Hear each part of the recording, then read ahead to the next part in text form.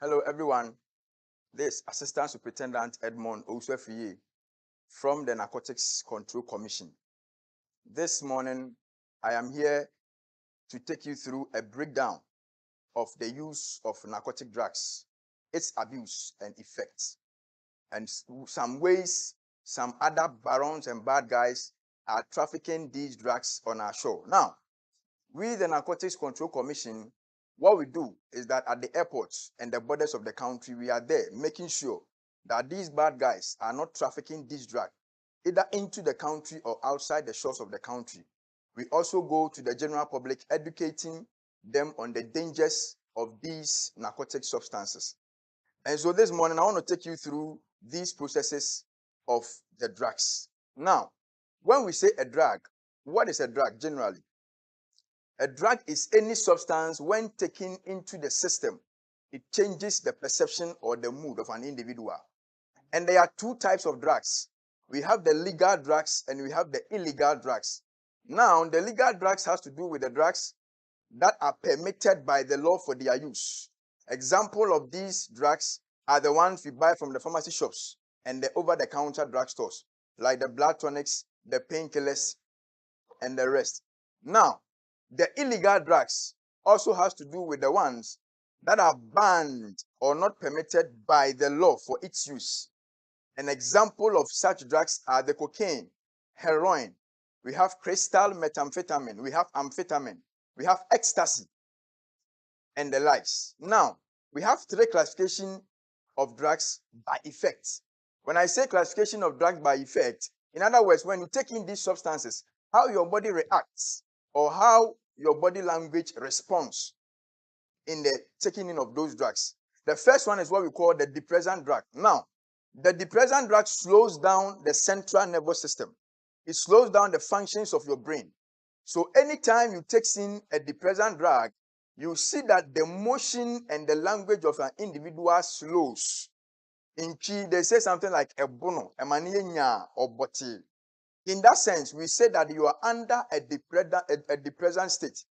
Mind you, alcohol is a drug, just that it's a legal one. People only tend to abuse it. Don't get me wrong.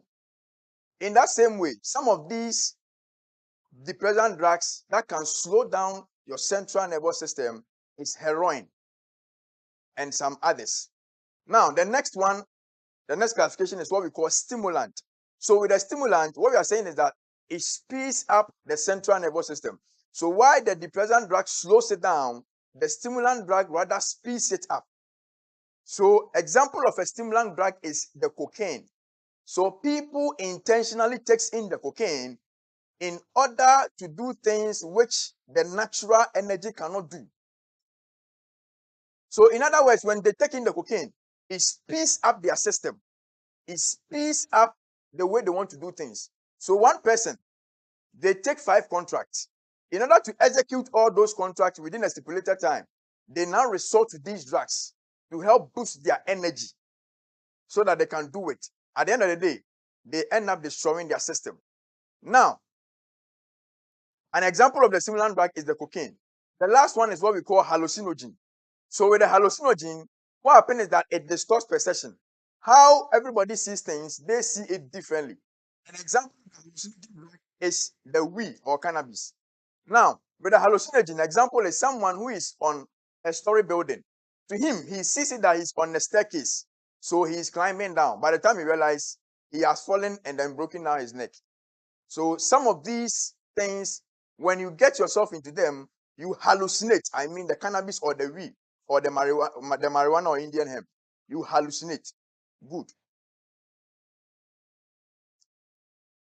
Now, we have pattern of abuse. Pattern of abuse in the sense that how people abuse this drug or how people tend to introduce the drugs into their system. Some does it by injection. Some does it by smoking. Some through sniffing or snorting. These are ways that people use to introduce the drugs into their system. There are some other kinds of drugs like the weed or the cannabis, the Indian hemp. People use it for bitters. Others use it for shito. Some even use it for stew. Some use it for stew. Some use it for shito. And then we also have cocaine. Now, with the cocaine, they are in two forms. We have the crack cocaine and we have the powdered cocaine. Now, with the crack cocaine, it's in a form of a stone. So that one, what they do is that they either fuse it into their gums in order to have that euphoria feeling. Unlike when you have sex, they say that it's orgasm. The drug people, that feeling they get is called euphoria. So in order to get to that extent and that level, that high feeling is called euphoria. So they introduce this drug into their system to have that particular feeling. Now, the cocaine also is another type that they usually use.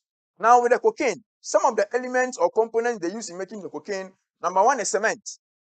Number two is petrol, gasoline, and then something they call baking soda. These components or elements put together is what they use in preparing or making the cocaine. So someone can sniff the cocaine and this part of the nose will just wear off like that.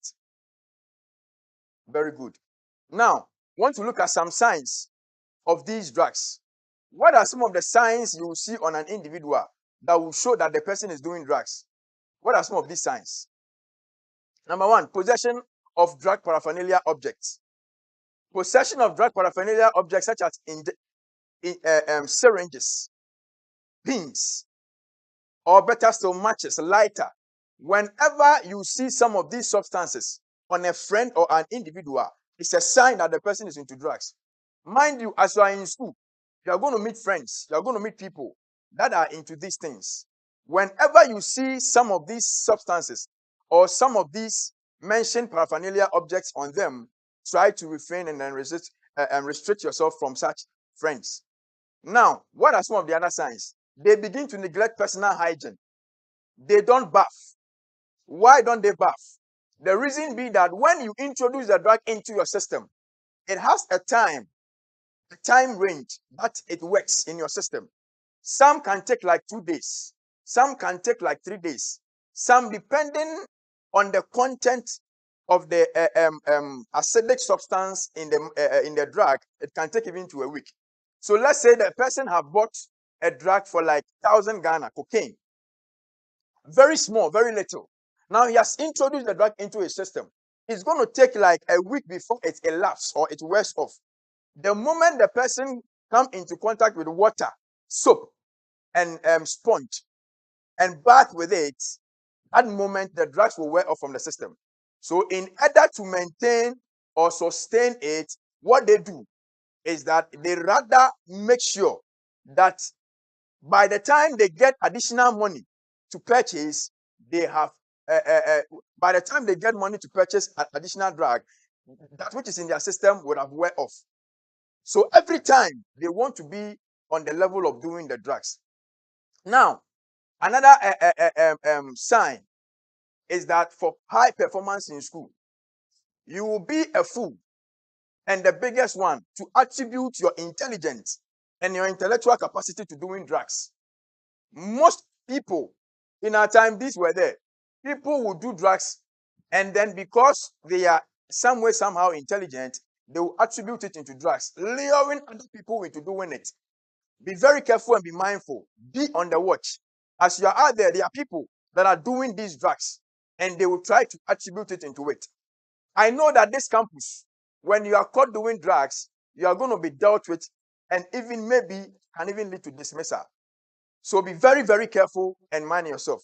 What are some of the causes that brings these drugs or lure people into doing the drugs? Peer pressure. So as you're on campus, make up your mind not to involve yourself with friends. Another thing is curiosity. Curiosity. Curiosity is also one thing. Curiosity is one thing that also gets a lot of people. Curiosity is one thing that gets a lot of people into doing drugs. They want to know what is in the drug. They want to know what is in it. By the time they realize, they have become addicted to doing the drug. Sometimes to escape reality, People say they want to escape the family issues. They want to escape the things they are going through.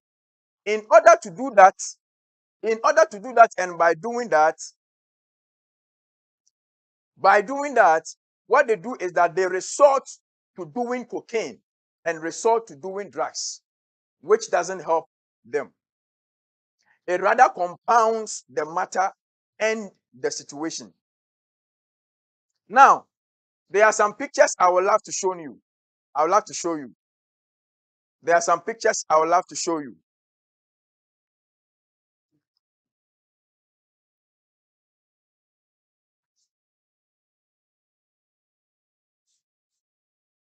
These pictures are the effects that comes out in doing drugs.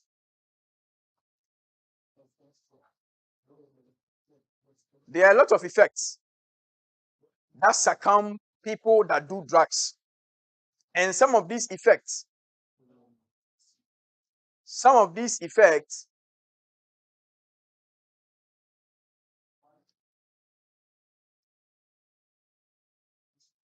are going to be shown to you on your screens.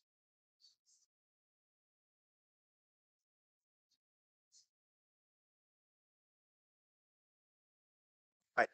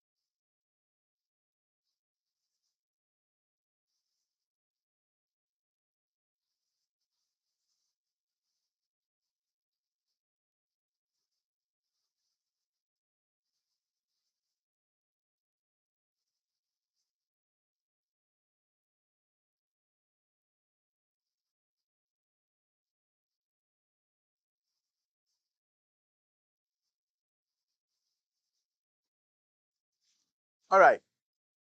So now, let's go to the effects of doing drugs. Now, there are a lot of effects that comes to people that do drugs or people that are lured into doing drugs. Number one, there are diseases that are attached. Diseases like liver cancer, like heart disease. The moment you start taking drugs, your heart begin to swell. Your heart begin to swell, and then it becomes dark. Your intestines also begin to how do I put it? They begin to be enlarged. They begin to enlarge. So it's more or less like the way your body system functions now, it begins to change in a negative way by reason of these drugs. Now, I want to talk about tramadol and red. Unim red. Now, these things are really out there in the market.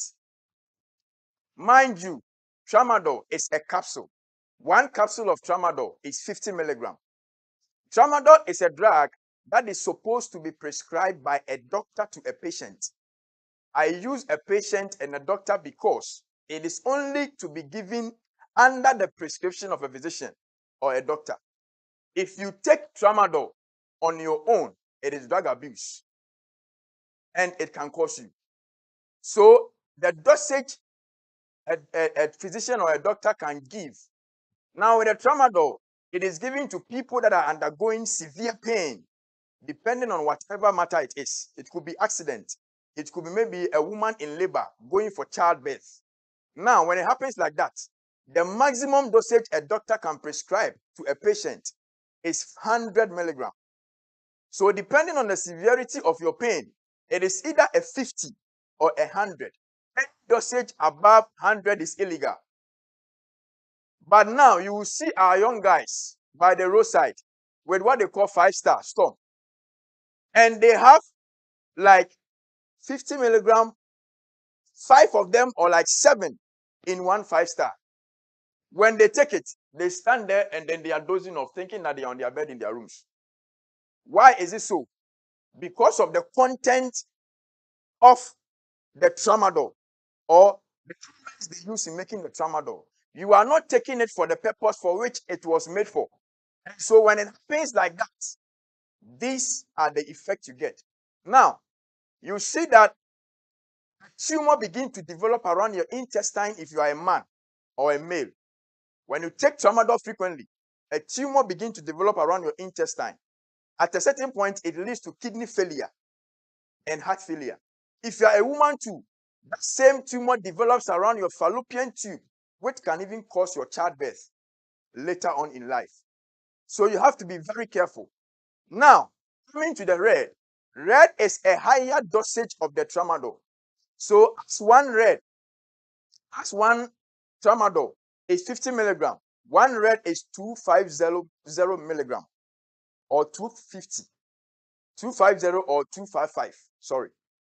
Now, what happens is that the tramadol is like 5 times or 4 or more of the normal. The red is like 5 times or more of the normal tramadol.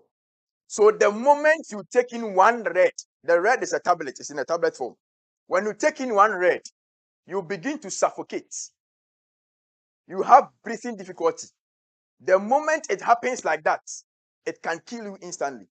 So when red set in the scene some time back, a lot of people were dying as a result of that red. Now, the red was a drug that was manufactured in Mumbai, India, by a company out of their selfish interest and their selfish gain to get money, not to cure illness and disease like the normal tramadol.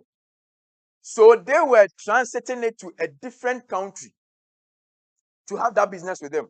But lo and behold, some got into our country, and then with the help of our personnel, I mean the security personnel in the country, now by God's grace, we've been able to curb down this matter of red in the country.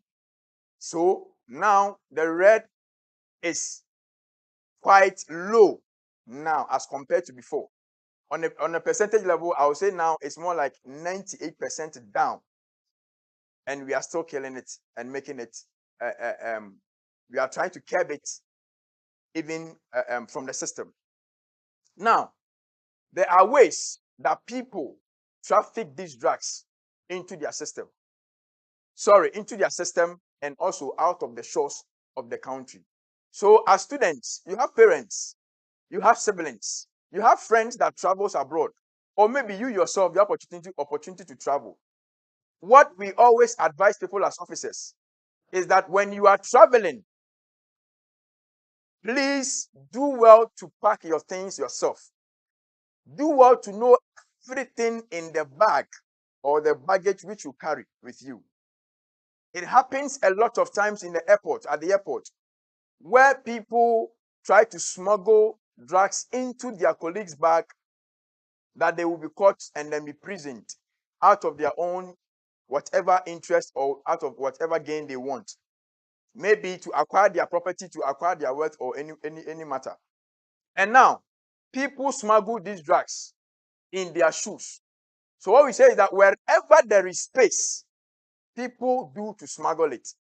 In cars, in engines, what they call engine block, people smuggle drugs. The doors, everywhere there is space. Even in yams, people do that.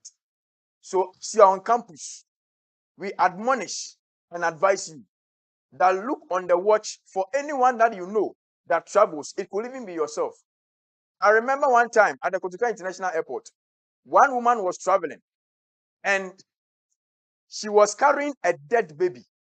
And the dead baby she was carrying, not knowing that he has injected the baby with drugs. And then he has also fused the drug around the child. So at the airport, now with every move you make, we are on the watch. With every step you take, we are on you. So what we do is that we make sure to monitor you. And then out of our own discretion and our own intelligence, we pick up some informations and some behavior and attitude of you.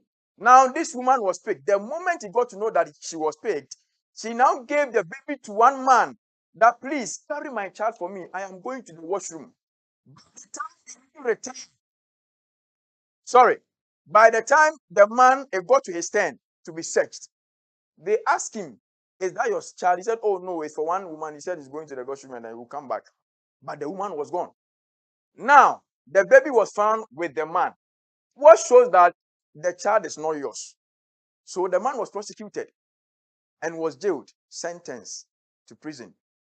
So we say that with the matters of drugs, with the people out there, they are very smart. Anything is possible. Some even swallow it. So what they do is that they come to the nearby heights or the nearby hotels at the airport. 30 minutes, 40 minutes to their flight, they take in the drug. What they do is that they put the drugs in condom. They take in okra. Taking the okra, they try to take in the drug with the condom. So that when they go, the moment one bursts in your stomach, off you go. You can die. And I would have loved to show you some pictures, but for the sake of our time, it will not be able to happen. But maybe in our next meeting, I will try and then do that. So please, my people, be on the watch for drugs. Let's say no to drugs. Because the moment you try to do these drugs, your dreams are shattered. A lot of you want to become lawyers, want to become security personnel. A lot of you want to become judges. A lot of you are on the watch becoming big men and great men. But if you are not careful, drugs can destroy your life. There are doctors that drugs have destroyed their life.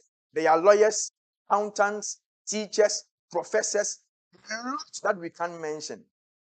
But it's just that they are in their rooms and they are in their chambers suffering, calling out for us for help.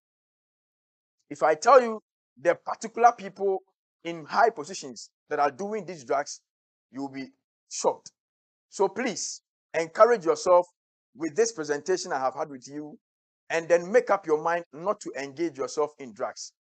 If you have a relative who is into drugs and you want Narcotics Control Commission to come in and help, we have our helpline that you can reach out to.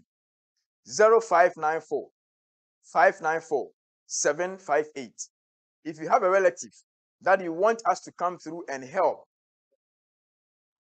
there are series of counseling and there are series of process we take the person through to make sure that that situation of that individual, whether relative, a friend, or whoever it is kept down. I'm coming again. 0594 594 758. God bless you. Thank you very much for your time. Thank you very much.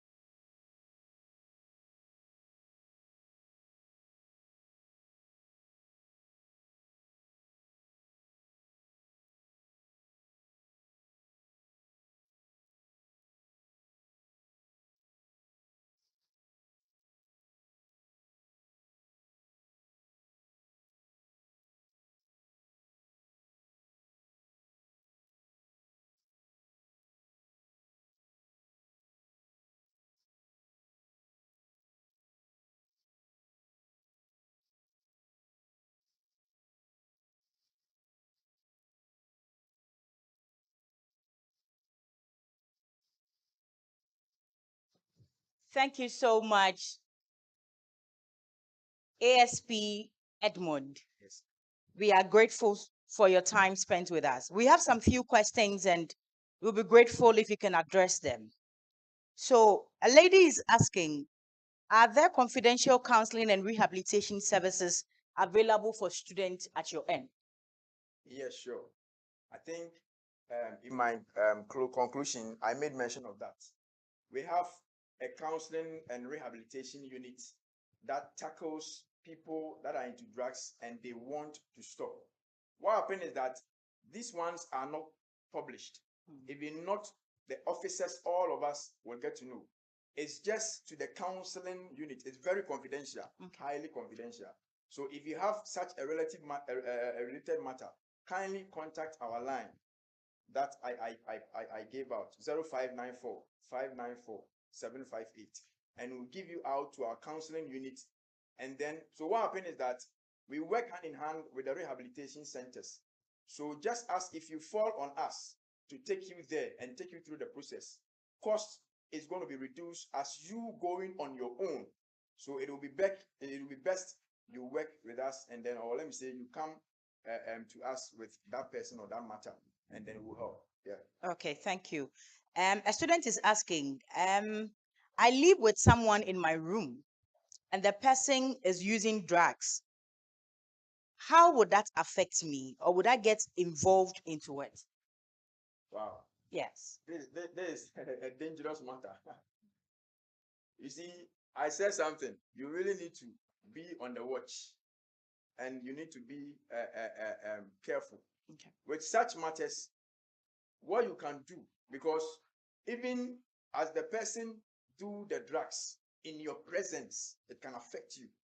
And the more as the person is doing the drugs and you are with him, whether by smoke or by injection, with time, you by the time you realize, you will get yourself into it. Okay.